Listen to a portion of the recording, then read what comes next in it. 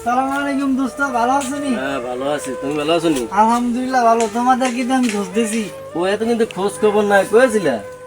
এই তো আমি এলাকাতে আসছিলাম, কিছু কাজ কামের ব্যবস্থা ছিলাম। তো কি খবর তোমার বিদেশের ব্যাপারে?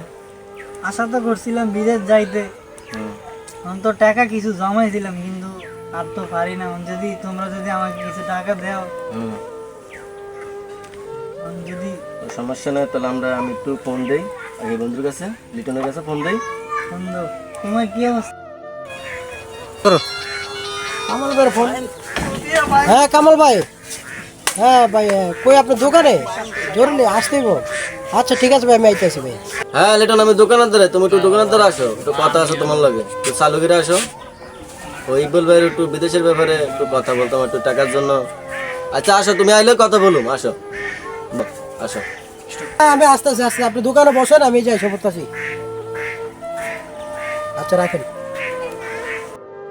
কামাল ভাই কি কারণে ফোন দিয়েছিলেন ভাই? ফোন দিছিলাম ভাই, ওই ইকবাল ভাই। কি খবর ইকবাল তোমার? আলহামদুলিল্লাহ ভালো। আপনার খবর কি? এই তো আছি ভালো। একটা আশা করছিলাম বিদেশ যাইতে, কিছু টাকা জমাইছিলাম, কিন্তু আর তো আর টাকা জমাইতে পারি না। যদি আপনারা কিছু আমাকে হেল্প করতেন।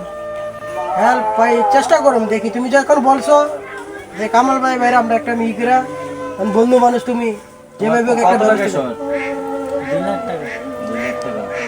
তখন বন্ধুদের তো একটা কষ্ট করার লাগে। কি করা হয়, যেভাবে হোক কষ্ট করে দিতে হবে। চলাফেরা ছোটখাতেই করতে আছে, আর একটা ব্যবস্থা করে যে ব্যাপারে আমরা দিন চাইব ঠিক আছে, নাকি?